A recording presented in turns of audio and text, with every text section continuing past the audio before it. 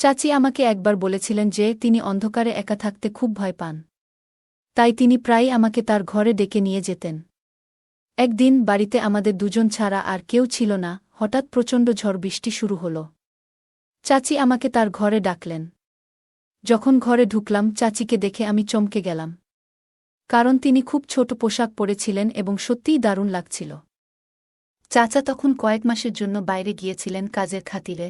চাচি আমাকে একদিন অন্ধকারের অজুহাতে তার ঘরে ডেকেছিলেন। এক রাতে যখন আমি ও চাচি একসাথে ঘুমাচ্ছিলাম, মাঝরাতে হঠাৎ করে আমি কিছু অদ্ভুত অনুভব করলাম। চোখ খুলতেই যা দেখলাম তাতে আমি অবাক হয়ে গেলাম। চাচি, আমার নাম কুনাল, আমি ২০ বছর বয়সী। আমার চাচি ছিলেন অনেক সুন্দর আর অনেক ফর্সা। যে কেউ তাকে দেখলে মুগ্ধ হয়ে যাবে। চাচাও তার রূপের প্রেমে পড়ে তাকে বিয়ে করেছিল। চাচি সব সময় মডার্ন ড্রেস পরতে ভালোবাসতেন, যা তাকে আরও আকর্ষণীয় করত। বন্ধুরা, রেডি হয়ে যাও, আজকের গল্পটা অনেক বেশি স্পেশাল। আশা করছি তোমাদের ভালো লাগবে। দয়া করে গল্পগুলো ভালো লাগলে ভিডিওটি লাইক, শেয়ার এবং চ্যানেলটি সাবস্ক্রাইব করো প্লিজ। একাদশ শ্রেণীর পরীক্ষা দেওয়ার পরে আমার ছুটি শুরু হয়েছিল। তাই আমি মা বাবার কাছে অনুমতি নিয়ে চাচি ও চাচার বাড়িতে ছুটি কাটাতে যেতে চেয়েছিলাম। চাচার বিয়ে মাত্র ৩ মাস আগে হয়েছে, তাই আমার বাবা মা আমাকে সেখানে যেতে নিষেধ করেছিলেন। কিন্তু আমি অনেক বছর ধরে চাচার বাড়িতে যাইনি, এমনকি তাদের বিয়েতে যেতে পারিনি, কারণ তখন আমার পরীক্ষার সময় ছিল। চাচার সঙ্গে দেখা করার জন্য আমি খুব আগ্রহী ছিলাম এবং নতুন চাচিকে দেখতেও চাইছিলাম। বাবার কথা ছিল যে আমরা পরে কখনো দেখা করতে পারব, কিন্তু আমি তখনই যেতে চাইছিলাম। শেষ পর্যন্ত অনেক বুঝিয়ে বাবা চাচার বাড়িতে যাওয়ার জন্য রাজি করালাম। মাঝে মাঝে ভাবি, হয়তো ভালো হতো যদি তখন চাচার বাড়িতে না যেতাম, কারণ এত কম বয়সে চাচি আমার সাথে এমন কিছু করবে যা আমি ভাবতেও পারিনি। একটি নতুন অভিজ্ঞতার সন্ধানে আমার জীবনে একটি গুরুত্বপূর্ণ দিন এসেছিল। তা ছিল রবিবারের একটি দিন, যখন আমার বাবা আমাকে চাচার বাড়িতে নিয়ে গিয়েছিলেন। কিন্তু আমাদের পৌঁছানোর পর দেখি বাড়ির বাইরের দরজা তালাবদ্ধ। মনে হলো চাচা ও চাচি হয়তো কোথাও গেছেন। বাবার ফোন করার পর জানতে পারলাম তারা শপিং করতে বেরিয়েছেন এবং বাড়িতে ফিরতে কিছুক্ষণ লাগবে। তাই আমরা বাড়ির বাইরে দাঁড়িয়ে তাদের জন্য অপেক্ষা করতে লাগলাম। প্রায় ২ ঘন্টা পর চাচা ও চাচি বাড়িতে পৌঁছালেন। বাবা বাইরে গিয়ে তাদের সঙ্গে দেখা করলেন আর চলে গেলেন আমাকে রেখে, এবং আমরা সবাই একসঙ্গে বাড়ির দিকে ফিরতে শুরু করলাম। চাচি তখন স্কার্ফ দিয়ে মুখ ঢেকেছিলেন এবং চাচার বাইকে বসেছিলেন। বাড়িতে ঢোকার পর চাচি স্কার্ফটি খুলে ফেললেন। আমি দেখতে পেলাম চাচি যেন কোনো সিনেমার নায়িকার মতো লাগছিলেন, খুবই সুন্দর। চাচা ছিলেন সাধারণ দেখতে, কিন্তু চাচি সত্যিই আকর্ষণীয় ছিলেন। অন্যদিকে চাচা হঠাৎই আমাকে ডাকলেন, কুনাল, কি দেখছ তুমি? অনেকক্ষণ ধরে তোমাকে ডাকছি। তার ডাকে আমি কিছুটা অপ্রস্তুত হয়ে গেলাম, তবে দ্রুত সামলে নিয়ে বললাম, আমি ভালো আছি, এবং চাচাকে আলিঙ্গন করলাম। এতদিন পর আমাকে দেখে চাচা খুবই খুশি হলেন, আর চাচিও স্নেহে জড়িয়ে ধরলেন আমাকে। মনে হচ্ছিল যেন আমরা অনেক দিনের পরিচিত। এখন ২ দিন ধরে চাচার বাড়িতে ছিলাম। চাচি আমার প্রতি পুরোপুরি যত্নশীল ছিলেন এবং আমার জন্য সবকিছু ঠিক রাখছিলেন। চাচা ও চাচিকে দেখে মনে হচ্ছিল আমি নিশ্চয়ই আমার ছুটির পুরো সময় এখানে কাটাব। তবে আমি জানতাম না যে আমার এই সিদ্ধান্ত পরবর্তী সময়ে এমন একটি মোড় নিতে পারে যা আমার জীবনকে পুরোপুরি পরিবর্তন করে দেবে। আমি আসার থেকে লক্ষ্য করছিলাম চাচি আমার সামনে ছোট পোশাক পরে চলাফেরা করত। আমার কাছে বিষয়টা অবাক করার ছিল। আমি মাঝে মাঝে তার দিকে চেয়ে থাকতাম। আমি মনে মনে ভাবতাম এসব চাচির কাছে সামান্য, কারণ তিনি শহরে থাকেন, আর শহরের সবাই এই রকমভাবেই চলাফেরা করে। আমার কাছে অন্য রকম লাগত, কারণ আমি গ্রাম থেকে এসেছিলাম। সেখানে কেউ এভাবে চলাফেরা করত না। আমি আসার পর থেকেই চাচি আমার অনেক কাছাকাছি থাকতে শুরু করছিল। তার এমন ব্যবহারে আমি মাঝে মাঝে ভাবতাম আমরা অনেক আগে থেকেই পরিচিত। তৃতীয় দিন সকালে আমি যখন ঘুম থেকে উঠলাম, তখন বেলা ৮টা। ঘরে বেরিয়ে দেখি চাচা ব্যাকপ্যাক গুছাচ্ছেন। তাকে ব্যাকপ্যাক করতে দেখে আমি জিজ্ঞাসা করলাম, চাচা, আপনি এত সকালে কোথায় যাচ্ছেন? চাচা বললেন যে তাকে একটি জরুরি কাজে ২ মাসের জন্য বিদেশে যেতে হচ্ছে। আমি হতাশ হয়ে বললাম, কি বলছেন চাচা? আমি তো এখানে মাত্র ২ দিন হলো এসেছি, এবং আপনি এত তাড়াতাড়ি চলে যাচ্ছেন। আমি আপনাকে যেতে দেব না। চাচা আমাকে বোঝাতে লাগলেন এটা আমার জন্য একটি গুরুত্বপূর্ণ সুযোগ। যদি আমি এটি হারিয়ে ফেলি তাহলে আমি নিজেকে মূর্খ মনে করব। এই প্রজেক্টে কাজের অভিজ্ঞতা আমাকে ভবিষ্যতে একটি ভালো পদে এনে দিতে পারে। চাচার কথার গুরুত্ব বুঝতে পেরে আমি আর কিছু বললাম না।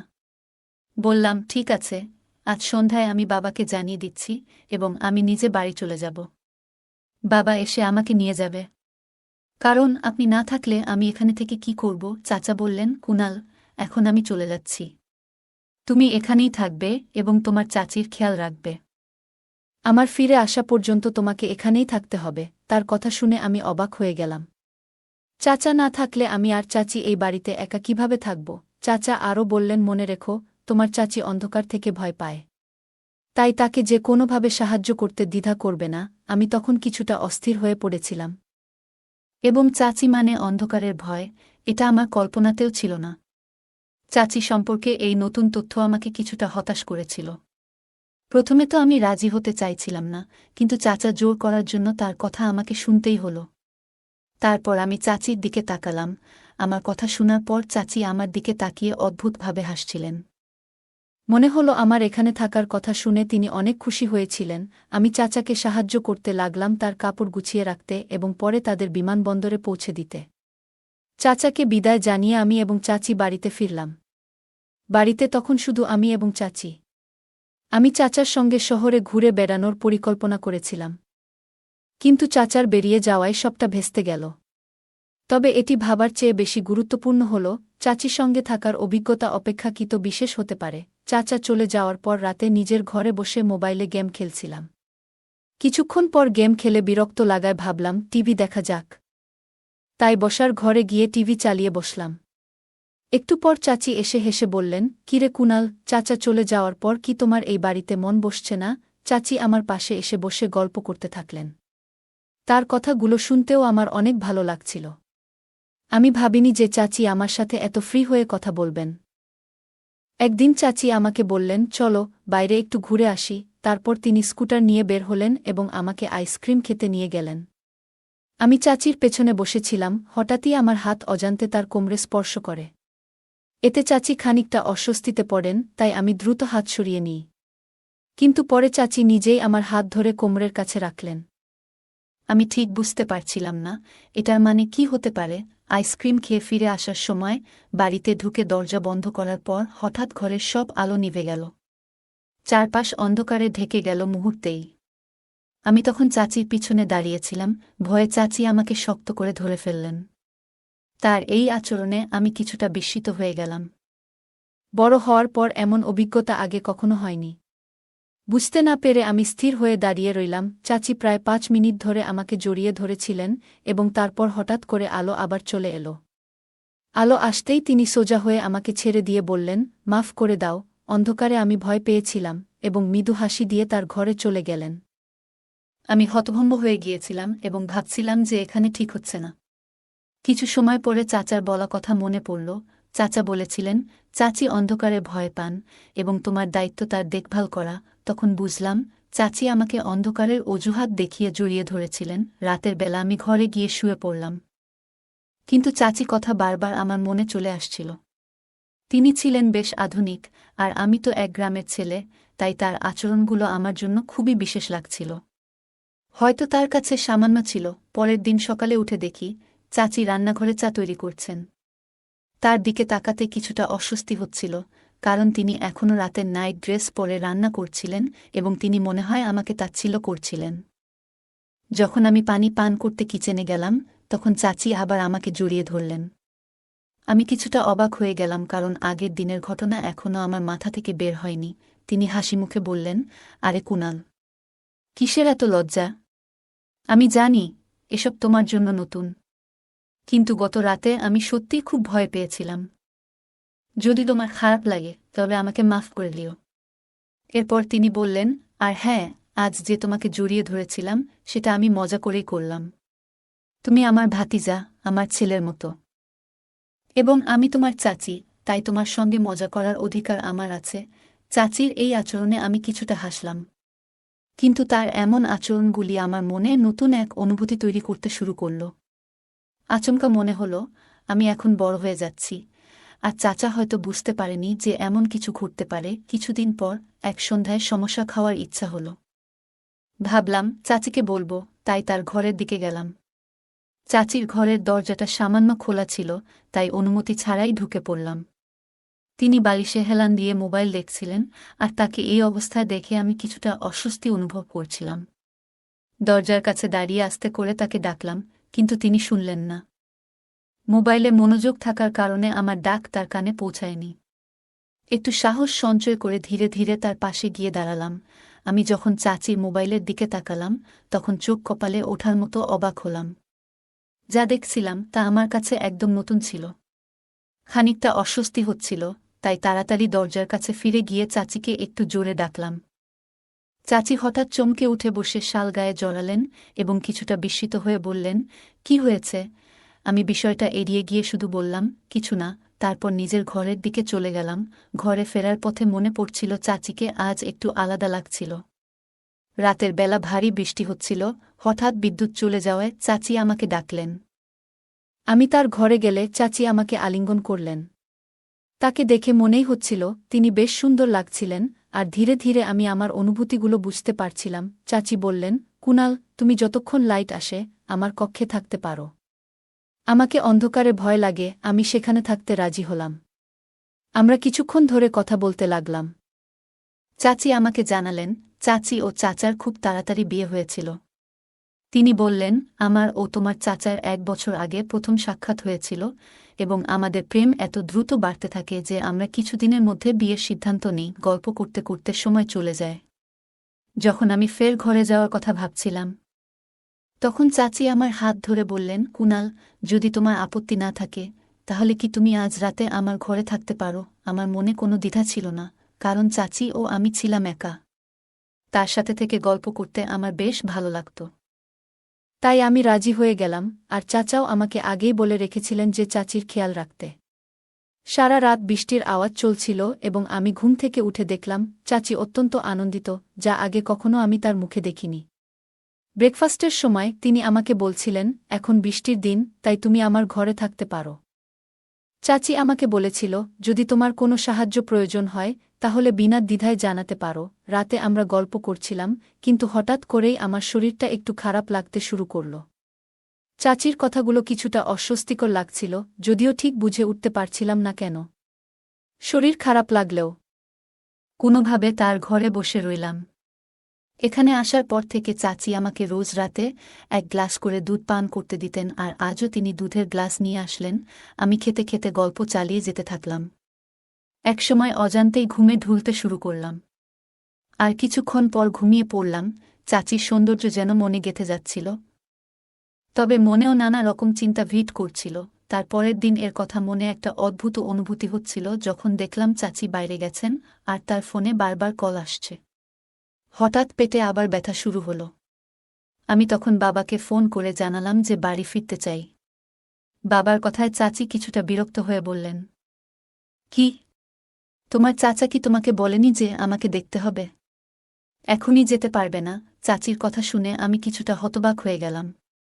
কোনো সম্পর্ক আর কি দেখার কথা, সবকিছু যেন জট পাকিয়ে গেল। আমি যখন বিষয়টা জানতে চাইলাম, তিনি বললেন, আমি জানি না, তবে তোমার এখানেই থাকতে হবে। চাচি আমাকে যেতে না দেওয়ার জন্য জোর করছিলেন, কিন্তু পেটের ব্যথা ততক্ষণে বেড়েই চলেছিল। এই অবস্থায় আমি বেশ অস্থির হয়ে উঠেছিলাম, কারণ ব্যথাটা কমার কোনো লক্ষণ ছিল না। চাচি প্রতিদিন নতুন কোনো কিছুতে নিজেদের আনন্দিত রাখার চেষ্টা করছিলেন, কিন্তু আমি বুঝতেই পারছিলাম না কেন আমি এমন অনুভূতি পাচ্ছিলাম।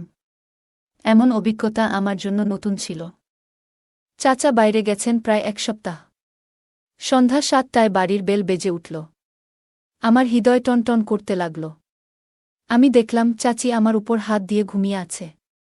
বেল লাগাতার বেজে চলছিল, ফলে চাচি দরজা খুলতে গেলেন। দরজা খুলতেই পুলিশ দাঁড়িয়েছিল।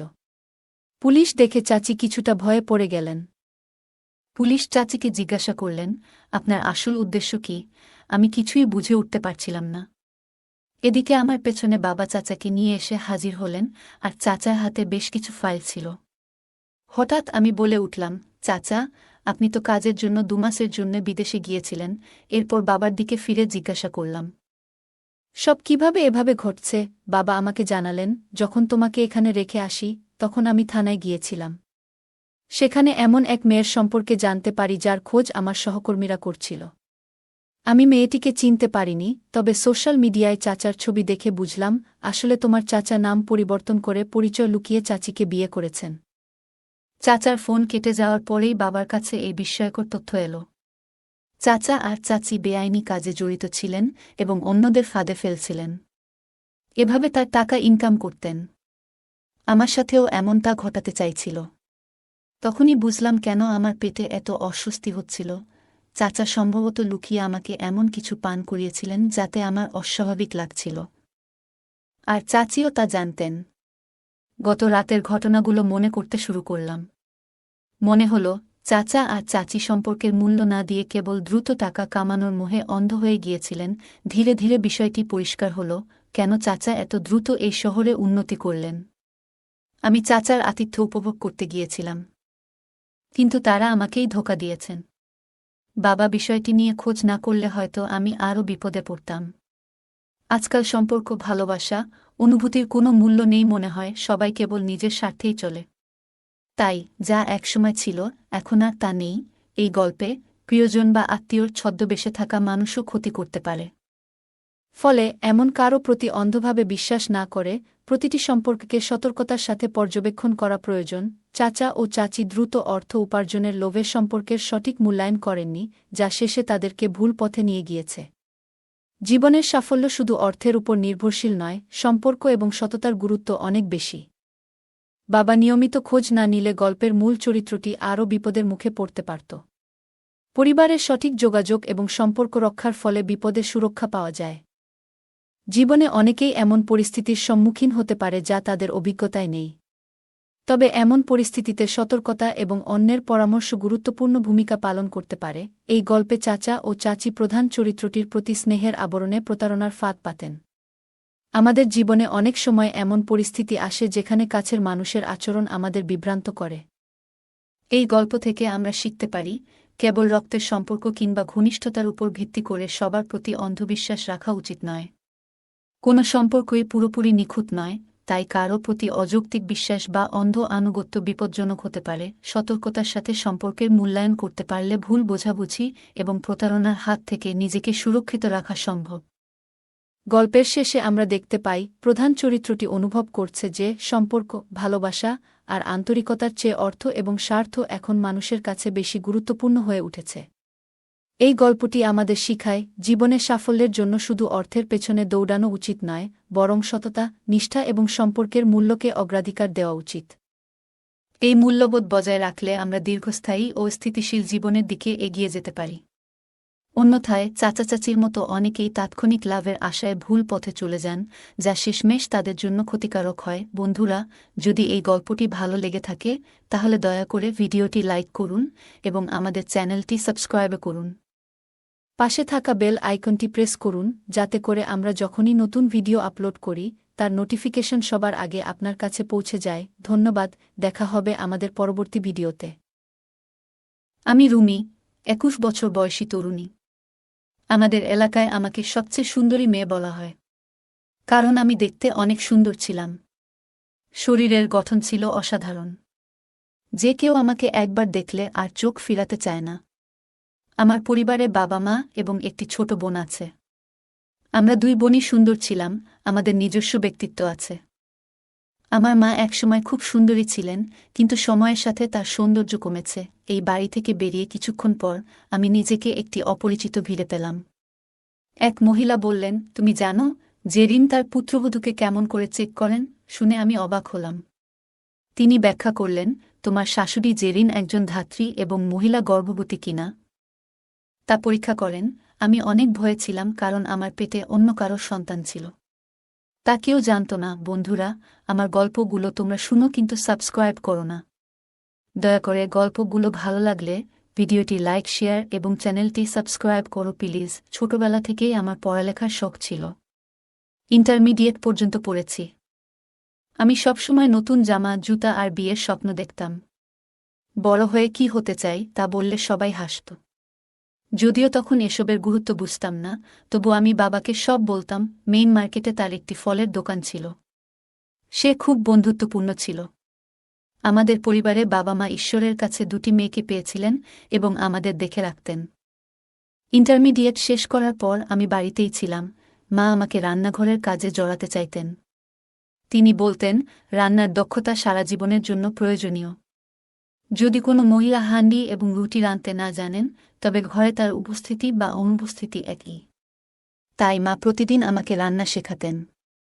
কখনো আমি উৎসাহ নিয়ে শিখতাম, কখনো শুধু মায়ের পাশে দাঁড়িয়ে থাকতাম। মা বলতেন, রুমি, যে কোনো কাজ আবেগের সঙ্গে করলেই শিখবে। একদিন মা হঠাৎ অজ্ঞান হয়ে গেলেন। আমি খুব ভয় পেয়ে গেলাম এবং দ্রুত বাবাকে খবর দিলাম। বাবা এসে মাকে হাসপাতালে নিয়ে গেলেন। আমরা দুই বোনও তাদের সঙ্গে গেলাম। বাবা বললেন, চিন্তা করো না। কিন্তু আমি বারবার কাঁদছিলাম। মায়ের এমন অবস্থা দেখে মনটা খুব খারাপ হয়ে গেল।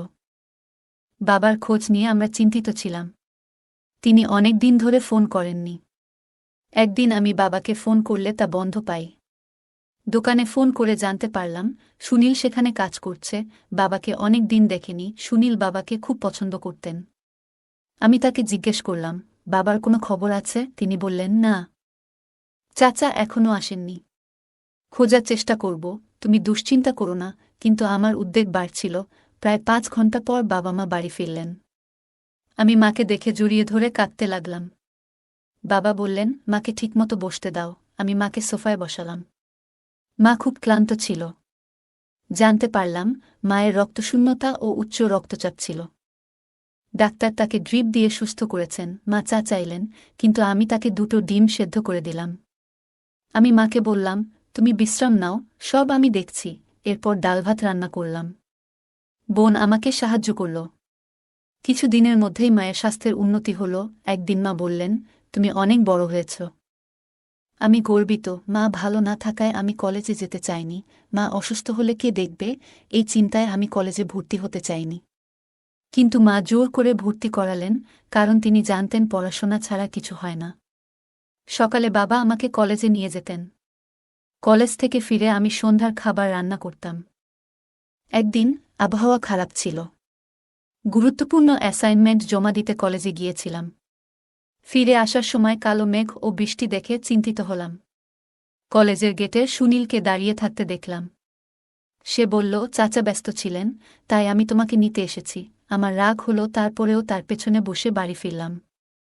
বাইকে বসে ভিজতে ভিজতে সুনীলকে স্পর্শে অদ্ভুত অনুভূতি হল। স্পিড ব্রেকারে ধাক্কা লেগে তাকে জড়িয়ে ধরলাম। আমি লক্ষ্য করলাম সুনীল লুকিং গ্লাসে আমাকে দেখছে বারবার। তার এই স্পর্শের অনুভূতিটা আমার কাছে অদ্ভুত লাগছিল। কিছুক্ষণ পর সুনীল আমাকে নামিয়ে দিয়ে বলল, সাবধানে যেও। তার কথা ভাবতে লাগলাম, যদিও আগে কখনো এমন অনুভূতি হয়নি। বাড়িতে ফিরে নিজেকে কাজে ব্যস্ত রাখলাম। রাতে শুয়ে সুনীলের সাথে বাইকে বসার সেই মুহূর্ত মনে এলো। সুনীল আমার মনে ও হৃদয়ে জায়গা করে নিল। ওই সময় আমার মনে নানা অনুভূতি আসতে শুরু করল। আমি চিন্তিত হয়ে উঠে বসলাম। জানি না কেন, কিন্তু সুনীলের কথা ভেবে ভালো লাগছিল। বাবা ব্যস্ত থাকলে সুনীল আমাকে নিয়ে যেত। সুনীল চুপচাপ থাকত, শুধু চোখে চোখ রেখে কথা বলতাম। ধীরে ধীরে আমাদের বন্ধুত্ব গড়ে উঠল।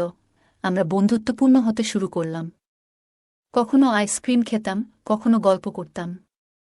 সুনীল প্রায়ই আমাকে নিতে আসত, কখনো কোথাও বসে কথা বলতাম। একদিন পার্কে বসেছিলাম, পুলিশ এসে সবাইকে সরিয়ে দিল। তখন ঠিক করলাম, আর কখনো এভাবে বসব না। সুনীলকে সেটা জানালাম, কিন্তু মন থেকে তাকে ভুলতে পারলাম না। একদিন সুনীল প্রস্তাব দিল, চল কাল আমার বন্ধুর বাসায় যাই। ওর মা শহরের বাইরে, আমরা একটু সময় কাটাবো। আমি রাজি হলাম। মাকে বললাম কলেজে শো আছে, তাই তৈরি হচ্ছি। মাকে চুরি করে বললাম, মাও সম্মতি দিলেন। একটু লজ্জা লাগলেও প্রেম আর যুদ্ধে অনেক কিছুই হয়। রিকশা নিয়ে বের হলাম, কিন্তু কলেজের বদলে অন্য পথে চললাম। কিছুক্ষণ পর সুনীল এসে ওর বন্ধুর বাসায় গেলাম। সেখানে ছোট একটা ঘর ছিল। বুঝতে পারলাম এখানে আসা ভুল ছিল। আমার হৃদস্পন্দন এত জোরে ছিল যে কিছুই বুঝতে পারছিলাম না। সুনীল আমার হাত ধরে কথোপকথন শুরু করল এবং আমরা একে অপরের কাছাকাছি চলে এলাম। আমরা আবেগে ভেসে গেলাম। পরে সুনীল লজ্জিত হয়ে বলল, মাফ করে দাও, আমি এটা চাইনি। আমিও কিছু বলতে পারলাম না, কারণ এতে আমারও সমান দোষ ছিল। আমি তাকে থামানোর চেষ্টা করিনি। তারপর তাকে বললাম, আমাকে বাড়ি পৌঁছে দাও। সুনীল ভয়ে ছিল আমি রাগ করব কিনা। আমি বললাম, না, এখন কিছু বলতে চাই না। বাড়ি পৌঁছে মা জিজ্ঞেস করলেন, কি হয়েছে? আমি বললাম, শরীরটা ভালো লাগছে না, হয়তো বিপি কমে গেছে। মা আমাকে বিশ্রাম নিতে পাঠালেন। আমি বিছানায় শুয়ে পড়লাম, নিজের ওপর ঘৃণা অনুভব করছিলাম। পরদিন কলেজে যাইনি, টেনশনে শরীর খারাপ হয়ে গেছিল। সুনীলের সাথে সম্পর্ক খারাপ হলো না, কিন্তু কিছুই আগের মতো ছিল না। 3 দিন পর সুনীল এর সরি বলার অপেক্ষায় ছিলাম। আমি চাইছিলাম যত তাড়াতাড়ি সম্ভব সুনীলকে বলি, এই পরিস্থিতি থেকে দূরে থাকি। আমার পরিবারকে জানিয়ে বিয়ের কথা বলো, কিন্তু সুনীল যেন হারিয়ে গেছে। তার খোঁজ পাই না, খুব চিন্তিত। একদিন বাবাকে জিজ্ঞেস করলাম, বাবা, সুনীল কোথায়? বাবা বললেন, আমি তাকে চাকরিচ্যুত করেছি। সে দোকানের অনেক ক্ষতি করেছে। শুনে আমি স্তব্ধ হয়ে গেলাম। সুনীল আমাকে প্রতারণা করেছে, আমাকে একা ফেলে গেছে। আমার মা অসুস্থ হয়ে পড়লেন, তাকে হাসপাতালে নিতে হলো। 3-4 দিন পর মা বললেন, রুমিকে বিয়ে দিতে হবে। বাবা রাজি হলেন। তখন জানতে পারলাম আমি মা হতে যাচ্ছি। খুবই হতাশ, আত্মহত্যা করার কথা ভাবছিলাম। মা জোর দিয়ে বললেন, 8 দিনের মধ্যে বিয়ে করতে হবে। আমার বিয়ে ঠিক হলো সুজয়ের সাথে। মা বাবার পছন্দ। সুজয় 12 বছরের বড় আর ব্যাংকে চাকরি করেন। তার প্রথম স্ত্রী তাকে তালাক দিয়েছেন। আমি কিছু বলতে পারলাম না, কারণ আমার পেটে সুনীলের সন্তান। বিয়ের সিদ্ধান্ত নিতে হলো। আমার গর্ভাবস্থা 2য় মাসে ছিল। বাবার সিদ্ধান্তে বিয়ের তারিখ ঠিক হল। 1 সপ্তাহ পরে বিয়ের দিন মা সুজয় এর উঠানে এলেন। আমার মা বাবার চাপের কারণে বিয়েতে রাজি হতে হয়েছিল। নতুন বাড়িতে এসে প্রথম কয়েকদিন খুব অস্বস্তি লাগছিল। এলাকার মহিলারা আমাকে দেখতে আসছিলেন, আর আমি অপরিচিত পরিবেশে খুব নার্ভাস ছিলাম। সব সময় ভয়ে থাকতাম, আমার গোপন কথা যদি কেউ জেনে যায়। একদিন শাশুড়ি আমাকে পরীক্ষা করতে এলেন। আমি কাঁপছিলাম, মনে হচ্ছিল আমার গোপন কথাটি ফাঁস হয়ে যাবে। আমি বললাম, এই জামাকাপড়ে কিছুক্ষণ বিশ্রাম নিতে চাই। শাশুড়ির চোখ আমার শরীরের উপর এক্স-রে মেশিনের মতো ঘুরছিল। আমি খুব ভয় পাচ্ছিলাম। তখনই সুজয় রুমে ঢুকলেন। সুজয় 35 বছরের হলেও দেখতে ভালো ছিলেন। সুনীলের প্রতারণার পর আমি নিজেকে বলেছিলাম, সুজয়কে বিশ্বাসঘাতকতা করব না। সুজয় যখন আমাকে আংটি পরালেন, আমি নিজেকে তার প্রতি অনুগত হওয়ার প্রতিশ্রুতি দিলাম। পরদিন সকালে শাশুড়ির আশীর্বাদ নিতে গেলাম। তিনি কিছুক্ষণ চুপ করে থাকলেন, তারপর বসতে বললেন। তার মনোভাব বুঝতে পারছিলাম না। আমি মনে মনে ভাবছিলাম, আমি কি এই নতুন জীবনে সুখী হতে পারব? আমি বুঝতে পারছিলাম না কি করব। সকালে উঠে আমি রুমে চলে আসলাম। সুজয় তখনও ঘুমাচ্ছিল।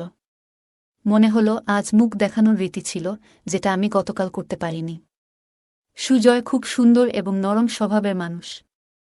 আমি নিজেকে দোষারোপ করছিলাম, কেন সুনীলের সাথে সম্পর্ক করেছিলাম। সুজয় কিছু জানত না, তাই স্বস্তি পেলাম। রাতে সুজয় আমাকে রাতের খাবারের জন্য ডেকেছিলেন, কিন্তু আমি চুপ করে রইলাম। পরে 3 কাপ চা বানিয়ে সুজয় এর রুমে নিয়ে গেলাম। কিছুক্ষণ পরে আমার শাশুড়ি এসে বললেন, রুমি, আমার 30 বছরের অভিজ্ঞতা আছে। আমি বুঝতে পেরেছি তুমি গর্ভবতী। আমি হতভম্ব হয়ে গেলাম।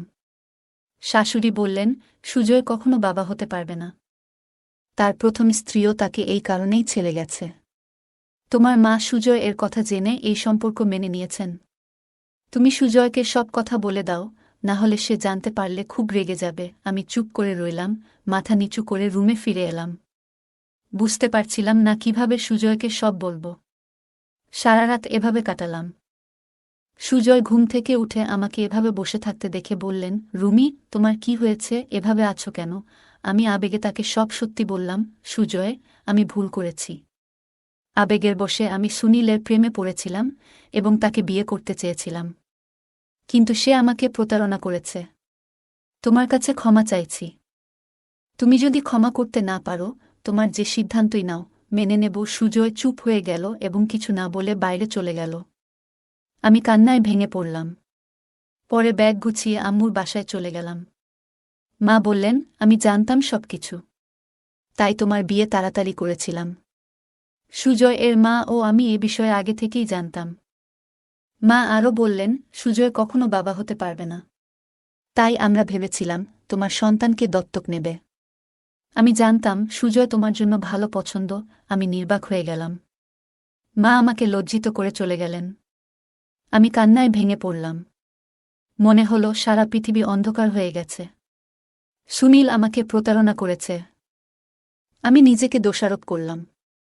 এখন শুধু আমার শাশুড়ি ও মা জানেন। সুজয় এই সত্যটা জানে, এরপর সবাই জানতে পাবে। আমি জানি এই পৃথিবী আমাকে বাঁচতে দেবে না। সারাদিন কাঁদতে কাঁদতে রুমে শুয়েছিলাম, কেন জানি না, সুজয় এর অপেক্ষায় ছিলাম। কিন্তু সে আসেনি। পরের দিনও কেটে গেল এভাবেই। তৃতীয় দিনে সুজয় এল। ওকে দেখে মনে হলো যেন প্রাণ ফিরে পেলাম। সুজয় জিজ্ঞেস করল, কেমন আছো? আমি বললাম, ভালো নেই। আমি তোমার এবং আমার পরিবারের সাথে বিশ্বাসঘাতকতা করেছি। বেঁচে থাকার অধিকার আমার নেই। সুজয় বলল, তুমি যা করেছ তা ভুল ছিল, তবে আমি তোমাকে ভালোবাসি। আমি চাই তুমি আমার সাথে থাকো। সে আমার হাত ধরে আমাকে বাড়ি নিয়ে গেল। তারপর থেকে জীবনের রুটিন বদলে গেল। শুরুতে মনে হতো আমি সুজয় এর সাথে আমার পরিবারকে প্রতারণা করেছি। তবে যখন রাহুলের দিকে তাকাতাম মন শান্ত হয়ে যেত। সে সন্তানের জন্য সবকিছু প্রস্তুত করছিল। আমি বিস্মিত হয়েছিলাম, কিন্তু খুশিও হয়েছিলাম। আমার শাশুড়ি বলেছিলেন, তুমি দুর্বল, সপ্তম মাসেই সন্তানের জন্ম হবে। তারপর এক রাতে সুজয় এর কোলে একটি সুস্থ সন্তান জন্ম নিল। আমার কপালে চুমু খেয়েছিল। তখনও আমি অজ্ঞান ছিলাম, তাই আবার ঘুমিয়ে পড়লাম। যখন চোখ খুললাম, সুজয় আমার কাছে এলো। আমি তার হাত ধরলাম এবং বললাম, সুজয়, বিয়ের 7 মাস হলো, কিন্তু তুমি কখনো বাচ্চার বাবার কথা জানতে চাওনি কেন? সুজয় বলল, আজকের পর থেকে কখনো এটা বলো না। এই ছেলে আমাদের, তুমি আর আমি। এটা আমাদের সন্তান। আমরা নতুন জীবন শুরু করব, যেখানে সবকিছু ভালো হবে এবং আমরা একে অপরকে ভালোবাসব। গল্পটা কেমন লাগলো জানাতে ভুলবে না। আরও মজার মজার রোমান্টিক গল্প শুনতে চাইলে ভিডিওটি লাইক, শেয়ার এবং চ্যানেলটি সাবস্ক্রাইব করতে এবং বেল আইকনটি টিপতে ভুলবে না। ধন্যবাদ।